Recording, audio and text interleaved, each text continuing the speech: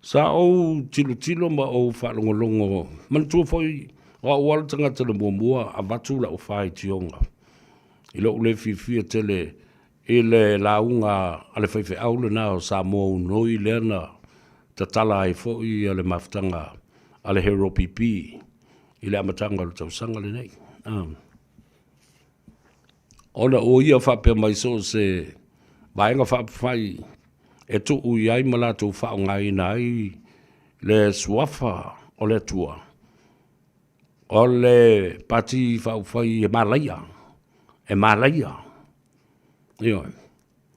Whawhia na whaile na upu e malaia. Na matua manino le le iai. Na matua lanu moana atua o le ofu ele na Faifeau. Ea. O le soifuanga nei. Lango le ia tau fo le na le ia tau Savea na le na watu le na mata upu le na vai tau. Io. E ile tatu wa ia tau. E le whapea o i la tau o le au whinga luenga tutofia le tua. Ona le mawhai lea o na watu ai ia matau tau mi ailo tatu saulu tonga whapea fo i le tatu wa ia tau.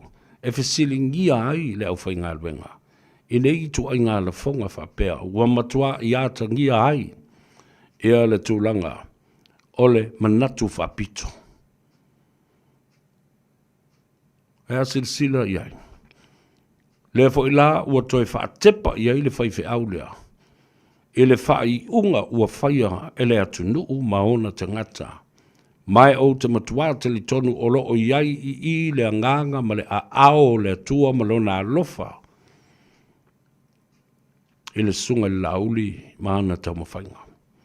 Le fo ila ua le iloa le fo i Faifeau toi tali mai. Ma wawa ai tali la iai, tali le atu nuu. Ioi, tali le HRPP, mata ngata sa lātou wha masino, i anawa tau nei ma mea uma sa whatino. Whea nea ko whai iai.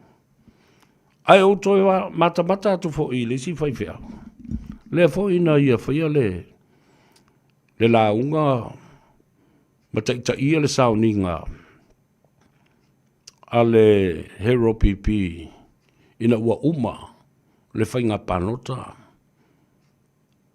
Au wawa ia tu voi. Sau no whanofo a mo whapea. Tai pei fo i au le mea na whai e sa mo uno i la tau ia ma. Au au le mea le nā. E matua manino ai lava. Le a fio le mea le Faifeau mona langona. Whaaporokiki. There are many people that are involved in the service of our Father in heaven or the service of God as being pastors and ministers. Faifeau mai lato umba whaile upfolfola. They themselves too have very strong opinions in terms of policies and politics. There's nothing wrong with that. But when you singly pointed out or singled out some political parties and affiliations with the policy and the politics of Samoa, people come to question that. Abadel Faifeau le fele fangalo tu le chapipi femai. E tu fai ana me o suo e ainga. Va fonga ye. O te lofo e Australia. Ma la fo ye le kengi o te loa. A fai e mana o mia se hitman. Longo maya. Fa longo lupura. A fai e mana o mia e tu le epa mal hero pipi se hitman. A ta'u le mea ta'u le hitman. Tu so se kengi fo lea. Underground gang affiliations. Criminal affiliation people. They commit crime like murder, assault, and everything else that is classified and defined as criminal Aro whai mai. Na pawala tangata e tau le hitman. O tangata fo lele e haia mai. Pe tutongi tupe. E sau e fasioti se tangata. Ale ua whai atu le pama le HRPP. Au tō mana o mia la tangata whapena. E le kengi le o te masani hei. E o so tanga iei. Au tō mana o lo la whaalalo se mea. So le wha umas tangata po oi o le a te tau o na eliminate. Longa mai a, vili atu. You see the mentality that has gone overboard beyond God's message. Wa sopoloa le talanoa le Faifeau lea. Isi tua oi ele a afia ile upua le tua. Mai le te tau na afia ai. Ile upua le tua i pa ia mamalu mamamana. Ile a afia ile hitman man tangata fasio tangata. Awai o lono no foi tala. Ia wingo mea ma upu ia. O no tō sila lo lea. When I get to expand on these, the definitions and descriptions of such words, they don't sound that will be expressed by any reasonable person. And by saying reasonable person, this person is a pastor, is a minister of any Christian faiths. O tau wale atu wai fua le AOG la tau ia po o le ekalesia na le na tau mai nei. A whame o ia le te ta iawa o le ekalesia. O leo te whai atu. E ma tau tia. Whai mai lo le maratala le Faifeau. E tō tele tangata mātou te mafuta i Australia. Tō tele fwoi tangata popoto. Ai tō tele fwoi male au ai wālea, male au wālea lai olo oiai.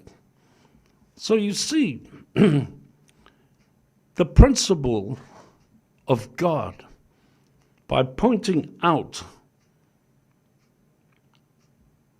there are smart people that I know and affiliated with, tangata popoto mātou te mafuta.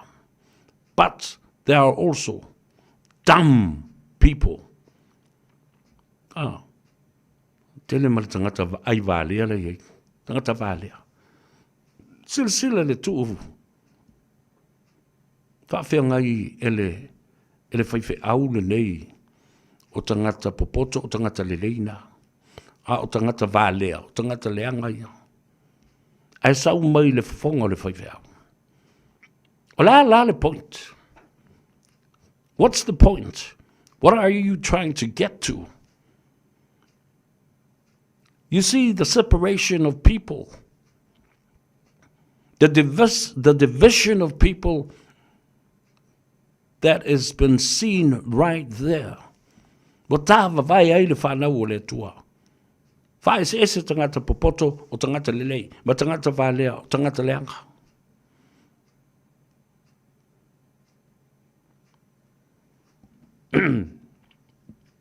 Sau ai tua ma lesi whamitalanga le Faifeau. Tu lepa wā ngā fwoi nei mea, o tupu mai le whainga palonta le nei. O tātou i loa ai nei. Ia le fwoi au loa ai nei. Paina o i le aonga. A oi fwoi le a o onga. And that phrase references to lauli. Ele ialu se aonga. Ele umani ana aonga i. Ele ialu fo se aonga mawalunga pe ole. University mtata SS. Referencing whawinga foi. A whaila ele aonga le stickery ele iso na whailonga. Le iso na anga waa. You see, again, Samoa, the separation of a educated person and an uneducated person, the qualification is the main narrative of this statement. Meaning that the people that came through the election are stupid and uneducated, referencing to Lauri. And in comparison with the candidates and also the members of HRPP are the only smart ones, clever people, educated and have high status of qualifications in terms of degrees. O tō wawai, I le whainga le Faifeau lea o whai I le mera. Tā wawai ai ma whai longa fo I tangata o e ata mamai, ma e vālea. Ai whātustusa I le ingoa o le sunga, ai whātustusa I tangata I o le fast, e le I o ni au. Ma tangata I o le ala le mele o tiltilo e le Faifeau. Mai au ngā me tupu, tau te li whai ina o le, a wawele ua lanu whaatasi I le mata upule. Tingana sila fia le tula epa, malimongi ma whantoe ua whaia ina, ma malolo ma tua I to I lalo popo, a o lo whaalo a tau a pei le ngona tangata. On sai, tato wha malosi, le whatoa mata le mea, ia, maka ua umare mea.